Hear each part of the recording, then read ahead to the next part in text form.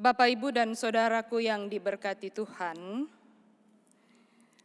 dalam doa GPIB pada saat ini, kita akan bersama-sama merenungkan firman Tuhan dan kita menyediakan pembacaan dari Kitab Injil Lukas, pasal 9 ayat 22 sampai 27. Sebelum kita membaca dan merenungkannya, mari kita berdoa. Roh Kudus Tuhan ada pada kami. Ia akan menuntun kami, membimbing kami untuk dapat mengerti dan memahami firman yang akan kami baca dan renungkan bersama. Sehingga kami memperoleh kekuatan dalam pimpinan kuasa Roh Kudus-Mu. Bapa berfirman, kami sedia mendengar dan melakukannya. Dalam nama Tuhan Yesus, firman yang hidup kami berdoa.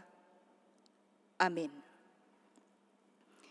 Jemaat Tuhan yang diberkatinya, pembacaan firman Tuhan dalam ibadah hari doa se-GPIB akan dibaca dari kitab Injil Lukas pasal 9 ayat 22 sampai 27. Mari berdiri.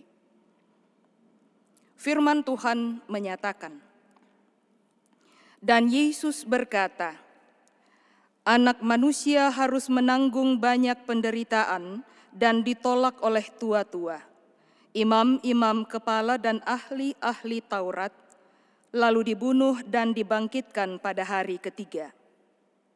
Katanya kepada mereka semua, setiap orang yang mau mengikut aku, ia harus menyangkal dirinya, memikul salibnya setiap hari dan mengikut aku. Karena barang siapa mau menyelamatkan nyawanya, ia akan kehilangan nyawanya. Tetapi barang siapa kehilangan nyawanya karena aku, ia akan menyelamatkannya.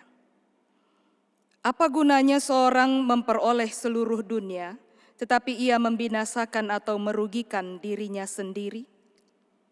Sebab barang siapa malu karena aku dan karena perkataanku, Anak manusia juga akan malu karena orang itu, apabila ia datang kelak dalam kemuliaannya dan dalam kemuliaan Bapa dan malaikat-malaikat kudus. Aku berkata kepadamu, sesungguhnya di antara orang yang hadir di sini ada yang tidak akan mati sebelum mereka melihat kerajaan Allah. Demikianlah firman Tuhan, terpujilah Kristus, Hosiana. Hosiana, Hosiana, Hosiana. Bapak Ibu silahkan duduk kembali. Salam damai sejahtera bagi kita semua.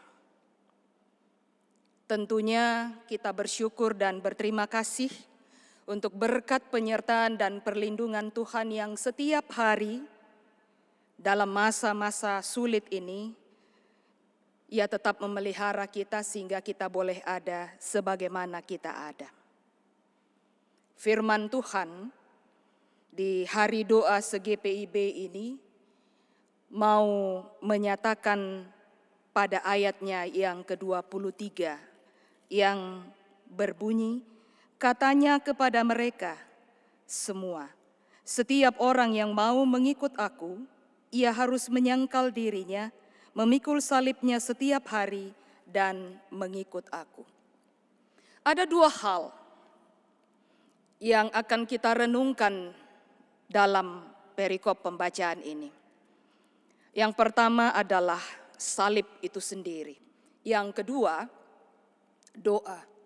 Meskipun perikop pembacaan kita sama sekali tidak menyinggung atau menyatakan tentang doa, tetapi doa adalah alasan dan jawaban utama dari setiap salib yang ada dalam kehidupan kita. Apa itu salib? Kata Yunani salib adalah stauros. Sedangkan dalam bahasa Latin crux atau crucifigo. Kata itu mempunyai dua arti. Yang pertama, kayu balok yang didirikan tegak. Yang kedua, kayu balok yang digunakan sebagai alat untuk menghukum mati seseorang. Dan hal yang terakhir inilah Perjanjian Baru menggunakan kata salib. Istilah salib juga ada dalam bahasa Arab yang berarti kayu palang atau kayu silang. Meskipun demikian, salib sudah ada dalam kebudayaan pra-Kristen dan non-Kristen. Salib merupakan lambang universal dan dasariah. Sumber-sumber pengetahuan masa lalu menunjukkan tanda salib sudah lazim di Mesir, di Kreta, di Mesopotamia, di India, dan juga di Cina.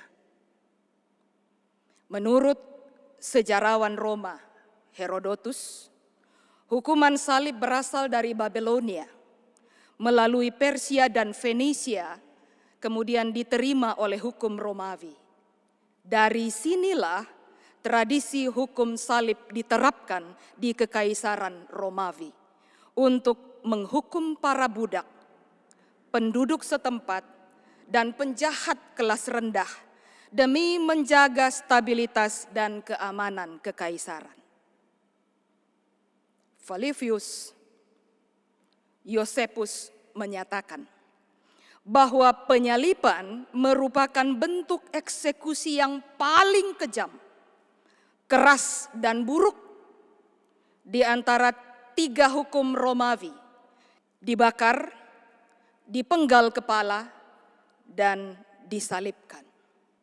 Bapak, Ibu, dan saudaraku yang diberkati Tuhan, ada tiga versi alasan mengapa Yesus dihukum mati di salib. Pertama, versi Romawi. Yesus dihukum mati karena dianggap sebagai pemberontak, pengacau masyarakat saat Yesus mengusir orang-orang dari bait Allah. Yohanes pasal 2 ayat 13 sampai 24. Versi yang kedua, versi Yahudi. Yesus dihukum mati karena Yesus dituduh menghujat Allah. Markus 14 ayat 62 sampai 64. Dan sebagai nabi palsu yang melawan hukum Sabat. Lukas pasal 6 ayat 1 sampai ayat 11. Versi yang ketiga, versi Kristiani, bahwa Yesus mati karena dosa-dosa kita atau demi keselamatan kita. 1 Korintus pasal 15 ayat 3. Dalam pandangan publik, salib memang mengerikan, memalukan, bahkan menjijikkan. Namun dengan sengsara, Yesus mati. Salib memperoleh cahaya dan arti yang baru dari kematian Kristus di salib. Salib mengandung simbolisme yang patut dipahami dan dihayati oleh setiap umat Kristiani. Sejak abad kedua, para antropolog gencar memperkenalkan salib bukan sebagai alat hukuman yang mematikan, namun sebagai alat yang menyembuhkan alam raya dan menyelamatkan manusia. Lukas pasal 9 ayat 22 sampai 27 yang kita baca pada saat ini merupakan pengajaran Yesus yang dominan dan diulang berkali-kali adalah tentang konsekuensi mengikuti Dia. Yesus berkata kepada setiap orang yang mau mengikut Dia bahwa mereka harus menyangkal diri, memikul salib setiap hari dan mengikuti Dia. Ayat 23 yang menjadi titik penekanannya. Bapak, Ibu, dan saudaraku yang diberkati Tuhan, menyangkal diri seperti apa? Sebab sebenarnya setiap orang justru tidak dapat menyangkali dirinya sendiri. Hal yang paling tidak disukai oleh setiap orang adalah ketika dia ditolak dan tidak diakui. Bagaimana lagi mau menyangkal diri? Bapak, Ibu, saudaraku, jemaat yang diberkati Tuhan. Menyangkal diri itu adalah ketika keinginan saya diletakkan di atas keinginan Kristus. Itulah yang disebut dengan menyangkal diri. Kita mengesampingkan semua hal yang menjadi keinginan dan kehendak kita di atas keinginan Tuhan Yesus Kristus. Itulah bentuk penyangkalan diri. Jemaat yang diberkati Tuhan. Untuk memahami perkataan Yesus ini, kita harus membaca secara keseluruhan dan secara sistematis Injil Matius, Markus, Lukas, dan Yohanes yang intinya tentang ajakan untuk mengikut Yesus dan hidup seperti Yesus. Ajakan ini bukan bersifat legalis yang pada akhirnya tidak ada yang dapat melakukannya karena memang tidak mungkin. Karena sebelum Yesus memberi perintah itu, ia sudah terlebih dahulu memberikan contoh dengan memikul salibnya. Pertanyaannya, apa bentuk salib dari orang-orang yang mengikut Kristus? Salib kita adalah bentuk-bentuk kesulitan, tantangan, dan penderitaan. Satu hal yang diangkat oleh Lukas adalah memikul salib setiap hari. Itu berarti setiap hari kita diperhadapkan pada tantangan, kesulitan, dan penderitaan. Tetapi setiap hari pula, ia menyatakan supaya kita tidak takut. Lukas sangat menekankan pengulangan yang terus berkembang, yaitu semakin menyerupai Kristus.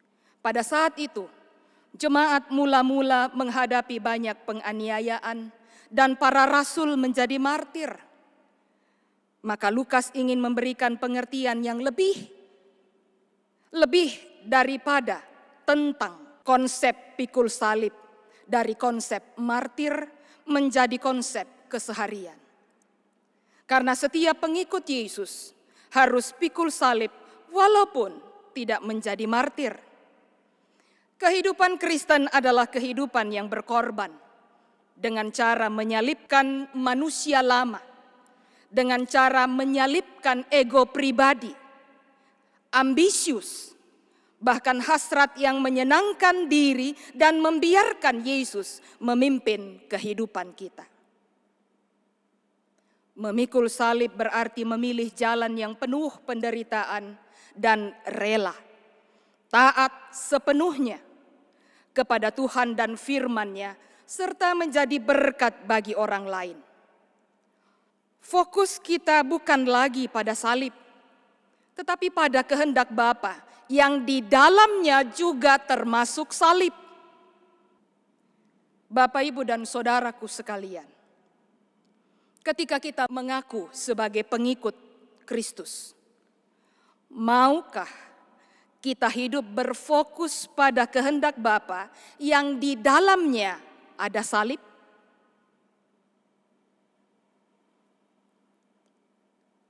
Apa solusi dari semua ini? Tadi saya mengatakan, meskipun firman Tuhan yang kita baca pada saat ini sama sekali tidak menyinggung tentang doa, tetapi doa menjadi dasar utama dan alasan yang memampukan kita untuk memikul salib kita. Apa yang menjadi kekuatan kita dalam menjalani dan mengalami masa sulit sebagai salib kita pada saat ini? Sering timbul di benak kita pertanyaan, sanggupkah kita menghadapi hari depan? Jawabannya, tidak sanggup. Jika kita mengandalkan kekuatan kita sendiri, karena sehebat apapun kita, Sekuat apapun kita, atau sepintar apapun kita, bahkan sekaya apapun kita, kekuatan kita sangatlah terbatas. Kita bisa saja tidak membutuhkan kekuatan dari diri kita. Tetapi paling tidak mari akui bahwa kita membutuhkan kekuatan yang berasal dari luar diri kita. Kekuatan yang adikodrati atau kekuatan yang melebihi atau di luar kodrat alam yang supranatural yang hanya kita peroleh melalui doa dan persekutuan karib bersama dan dengan Tuhan. Bapak, Ibu, dan saudaraku yang diberkati Tuhan, doa adalah privilegium, hak istimewa yang diberikan Tuhan bagi setiap orang yang percaya kepadanya. Alkitab menyatakan, doa orang yang benar bila dengan yakin didoakan sangat besar kuasanya. Contoh jelas dalam perjanjian lama tentang Elia. Elia adalah manusia biasa yang sama seperti kita. Dan ia telah bersungguh-sungguh berdoa supaya hujan jangan turun. Dan hujan pun benar-benar tidak turun di bumi selama 3 tahun dan 6 bulan. Lalu ia berdoa pula dan langit menurunkan hujan dan bumi pun mengeluarkan buahnya. Yakobus pasal 5 ayat 16b, 17 dan 18. Doa menghadirkan kuasa Tuhan yang tidak terbatas atas diri manusia yang sangat-sangat terbatas. Kekuatan doa sanggup untuk menembus kemustahilan. Doa adalah senjata ampuh yang mengalahkan musuh dalam bentuk apapun. Masalah atau pencobaan, doa mampu menggetarkan hati Tuhan sehingga ia bertindak dan memberikan pertolongan dan memulihkan segala macam keadaan, khususnya keadaan kita pada saat ini. Jemaat Tuhan, dari doa kita punya satu iman, badai pasti berlalu. Tuhan memberkati kita semua. Amin. Jemaat yang diberkati Tuhan, untuk mengaminkan firman Tuhan yang sudah sama-sama kita dengar dan renungkan, dan sebagai tanda ungkapan syukur atas setiap berkat yang Tuhan anugerahkan dalam kehidupan kita, kita memberi persembahan dan kita menyanyi dari Kidung Jemaat 375, Saya Mau Ikut Yesus.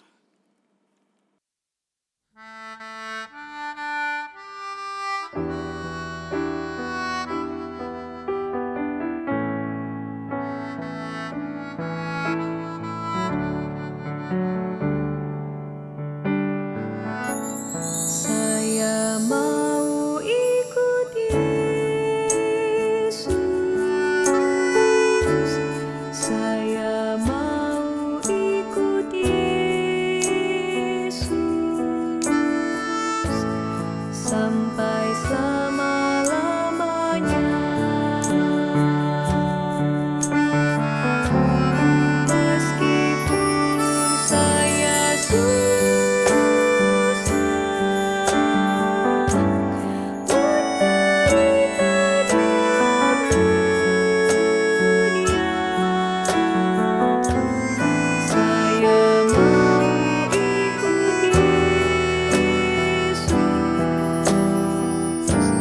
sampai selama-lamanya.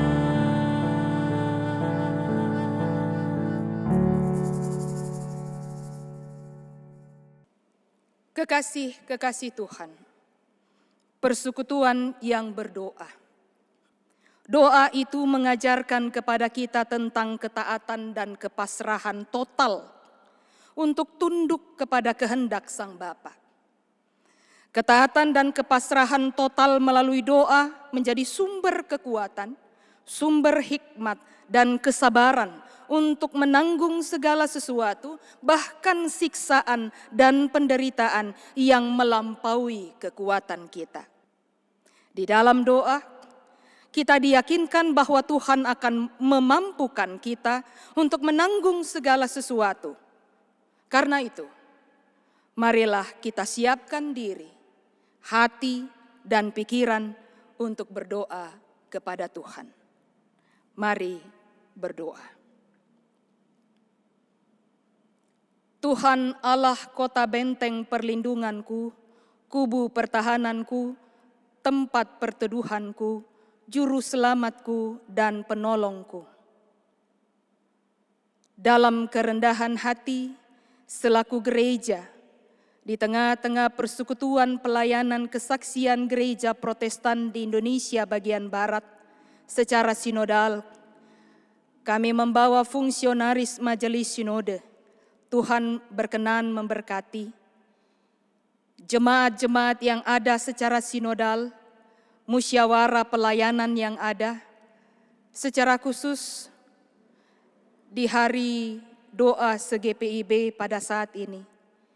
Tertunduk dalam kerendahan hati, kami menaikkan doa dan pengharapan kami kepada Tuhan. Kiranya Tuhan berkenan atas harapan dan kerinduan yang kami bawa kepadamu selaku gereja.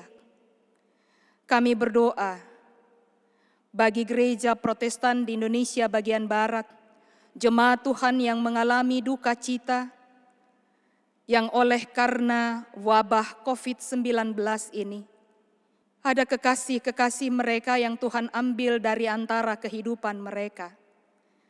Mereka yang mengalami dan terpapar oleh virus ini, yang menjadi penyebab kematian.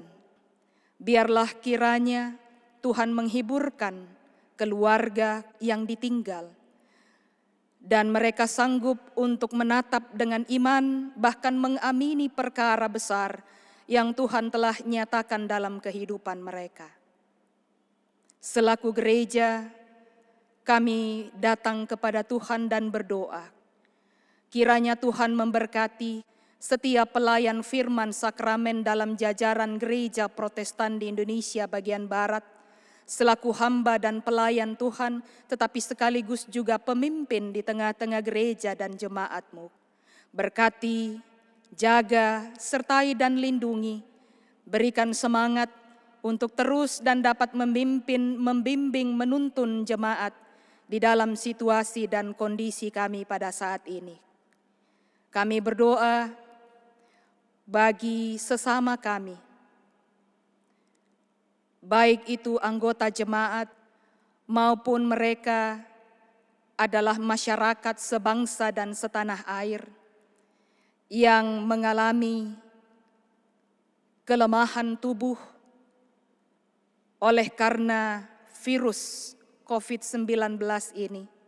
Mereka dinyatakan positif, dan karena itu mereka dirawat di rumah sakit di ruang isolasi ataupun juga di rumah masing-masing dalam karantina khusus.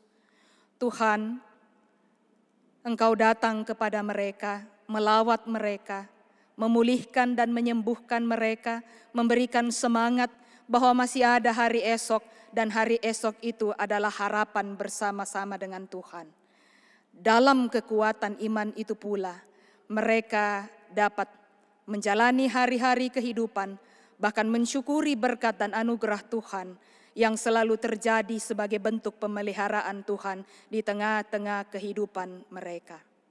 Bapa, kami berdoa sebagai gereja menyerahkan pemimpin bangsa dan negara kami, Indonesia, Negara Kesatuan Republik Indonesia. Kami berdoa untuk pemerintahan yang ada. Tuhan memampukan memimpin dengan hikmat agar dapat mencapai jalan keluar dari pergumulan bangsa dan negara ini, khususnya wabah yang dialami.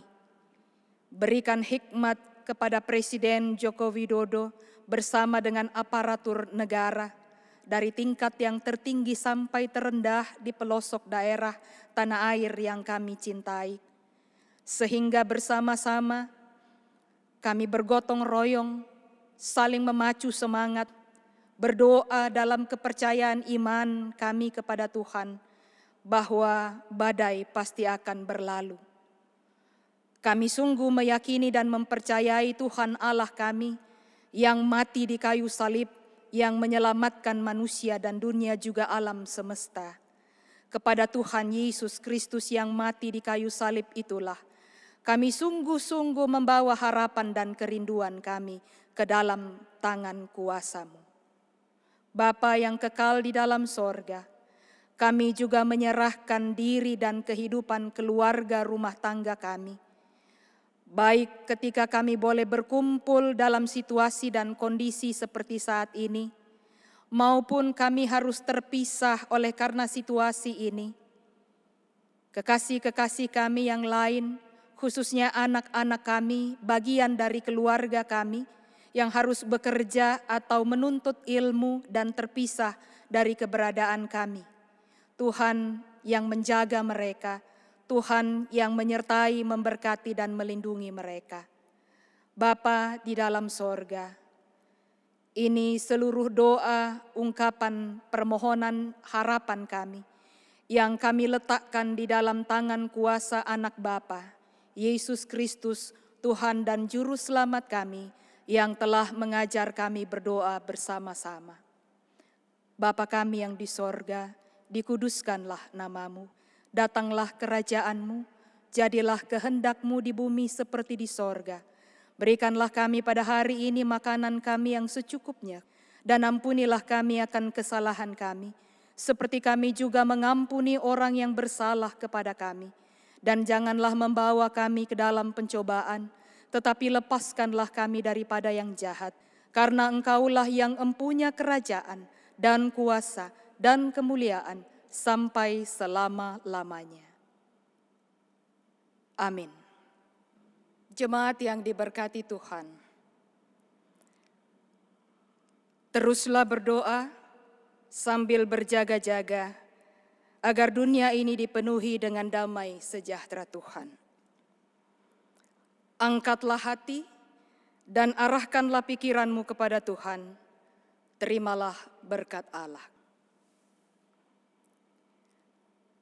Kasih karunia Tuhan Yesus Kristus, pengasihan Allah Bapa, dan persekutuan Roh Kudus menyertai kamu dari sekarang sampai selama-lamanya.